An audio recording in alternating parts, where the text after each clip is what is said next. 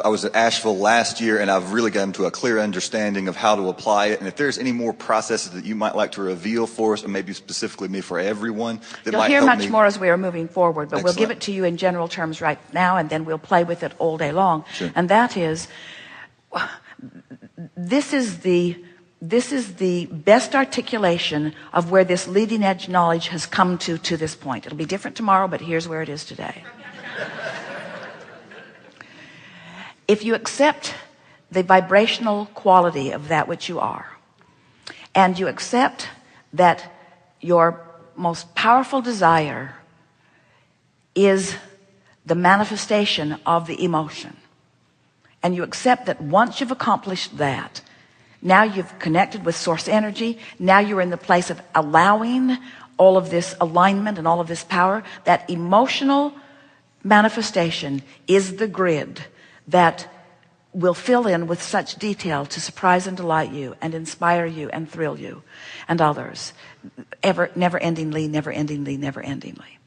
So if you start with this emotional basis and you let it be what you are really reaching for, and you accept it as the only thing that is important for you to accomplish, and so you begin going after it, we want you to think of that emotional accomplishment or that emotional manifestation as the general but pure basis of creation. Now, it will fill in with more specifics. It just must, because the law of attraction is going to fill it in. And it will fill it in with the specifics that match the basis of it. So that's why we're saying, if you will take the time to lay a basis, because whatever is your point of attraction, when you love and hate and love and hate and love and hate, your grid is filled in with lovely things and hateful things and lovely things and hateful things. When you're sure and afraid and sure and afraid and sure and afraid, your grid fills in with certainty and fearful things. In other words, what you're offering is all. And so as you clarify deliberately this emotional basis, and then you watch the manifestations reflect that, it gives you your conscious awareness. It's really what deliberate creation is. But it will always fill in with more specifics.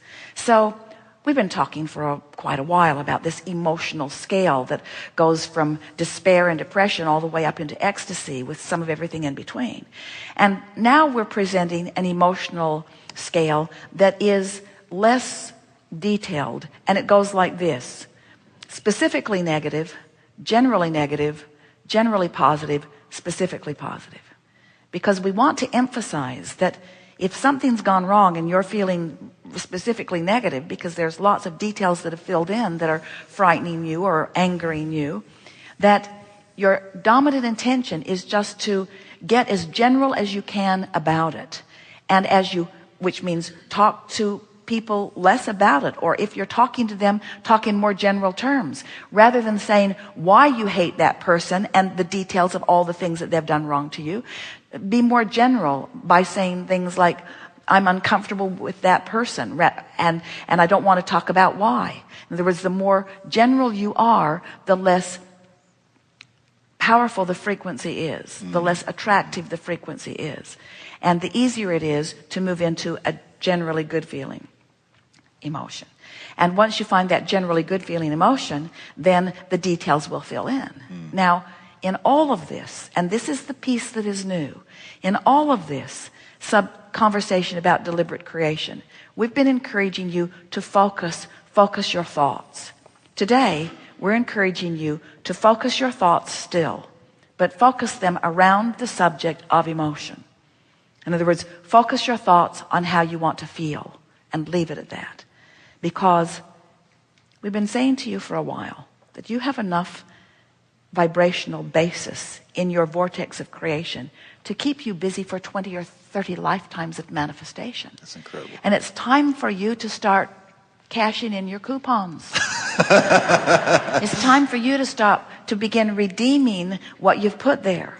And the way to do it is to focus on this emotional basis. We've been playing with the law of attraction cards. We've been pointing out that when you try to affirm something wanted from a place of feeling its absence, that all you end up doing is affirming its absence in a more powerful way. You don't mean to. In other words, I want more money, I want more money, I want more money. When you want more money, just makes the absence of money more painful. And the more specific you get about why you want the money, when you really feel the absence of the money, it makes you sort of dig in a way you don't mean to. Where if you can get more general, it causes you to release your grip just a little bit, you see. That's the process that is the most leading edge and active. And now we're filling it in with more detail about this emotional basis. And as you listen and resonate and then play with it over the next few days, you're going to discover the power of it. Really good. Do I have time for one more question? Who focused human beings into being? Was it extraterrestrials of some sort? You've answered this question before, or maybe it wasn't just this question, but it was a similar one. But yes, that's my question. Well, when you accept that you were source energy before you came into this physical body, so there is all of this non-physical awareness. But in the evolution of that which you are, in other words, the very first beingness on your planet were not humans or even dinosaurs, but even microbes in soil. But even those very elementary organisms were consciousness having expansion and having comparative experiences. So the evolution has been going on for a long time. As you stand in here, we want to answer the question this way first, and then we will come back to any detail that you are still hungry for. When you think about creation, as we were talking as we first began here today, that this leading edge environment is the furthest most place where source is focused. Can you accept that? In other words, source energy out here in you. And then you think about human consciousness, and you think about what you're exploring and what you're deciding and what you are preferring. When you think about the desires that are being born within you, and then you think about source holding those thoughts and maintaining the frequency until that manifestation can occur. As you focus in that way, you can understand how this source energy consciousness is guiding this evolution. So all of the controversy over the difference between whether it is God created or evolution created, it is both. It is source energy's awareness. But source energy, this is the most significant part of this. The desire that source energy then focuses upon is discovered by the leading edge creator who is physically focused. So it's an expansion of consciousness. You have to accept that in the same way that your dream state is perceptual, all of this is too. But you just get so good at perceiving it that then you want to call it this more concrete reality. So thought does become matter. So now ask your question again. Who created it? Consciousness. Okay, and my question is about consciousness and how it interfaces with matter. So a singular cell organism, essentially, even though it's just one cell, basically has the same mental capacity, if that's the right word, as a being such as myself, which is about 13 trillion cells on average. Not really the same mental capacity, because it's clear that conscious energy, is that a better term? There is conscious energy, but the difference, you think differently than the chicken, even though you're both thinking. Course, right. You think differently than the ant, even though you're both thinking. You think differently than the cells in your body, even though they're both thinking. Okay, so what I'm really asking is, consciousness is not limited or defined by the amount of cells in an organism. Consciousness, no matter how significant it is, as in the case of a human body, or insignificant that it may seem, as in the case of a one-celled organism, consciousness is still having its comparative experience where it knows what it doesn't want and knows what it does want. In other words, there is always this expectation of improvement. And so the consciousness of the trillions of cells in your body are all adding to the consciousness that is you. You really can't separate one from the other. Here's another way of going here. And we really are out here on the leading edge of thought, but we think it will be satisfying to all of you. We touched on it earlier. It seems to be the theme of this gathering today.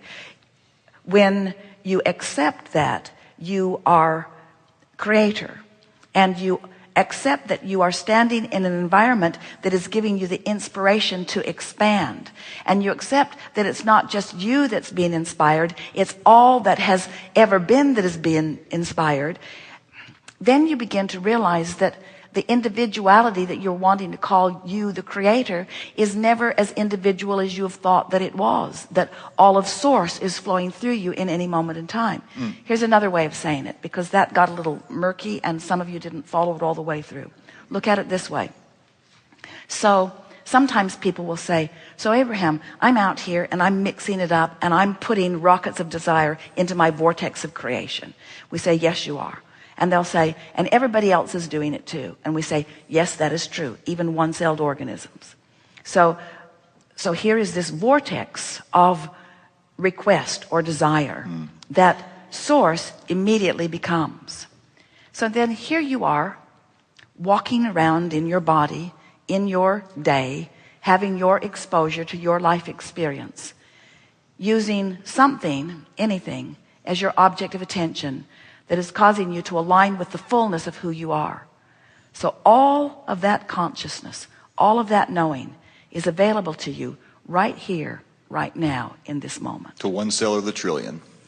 So as you are focused in a way that is causing no resistance in your experience, everything that has anything to do with you has access to all of that, you see. So then you run around like that. And you influence your mother, and you influence your brother, and you influence your lover, and in other words, when you are in tune with that. So really, but there are many points that we are making with that, but the primary point that you were asking for, that we really want to make central to this discussion, is that when you take the time to feel good, you have access to the whole of all of it. And that doesn't mean that you could translate or articulate all of it right here this red hot minute. That would be a pretty expansive moment in time. But anything that is important to where you are standing and who you are being and what you are doing and what you are wanting then is available. And that's why those highs in those moments feel so extraordinary. People are always wanting to have the discussion of, are we all one? And we say, that's hard for you to accept as you look around at your individual clumps on individual chairs. But it is true that when you use anything as your excuse to resonate with that high frequency vibration, that then you have access to everything that this source energy is, that's always been flowing to you in any moment in time, whether you knew that it was or not. In other words, you don't have to learn this to earn this. It's always been present, but you have to be in the vibrational frequency of it in order for it to be revealed to you or translated by you. Esther was saying to her sister this morning, I always thought that what revelation was that someone else, like God, would be really smart. And if I was worthy enough, that then God would reveal to me, meaning God would tell me what he knows. The revelation would come to me because of my worthiness. And Esther said, now I get it, that the revelation always means I have to achieve a vibrational frequency that allows me to interpret it. In other words, it's not someone else giving it to me. It's me achieving vibrational alignment with the knowledge that the whole is achieved. And so look at it this way. You as an individual creator are putting plenty of knowledge into your vortex, but there's a whole lot more knowledge that you haven't put there that is there and is available to you. DNA knowledge, cellular knowledge. There's all kinds of knowledge that is available to you that you can't and don't want to articulate and don't have to. All you have to do is find some reason. Takes 10 minutes to feel good. And as you find that reason to feel good, now you are in a vibrational frequency that allows the translation or the revelation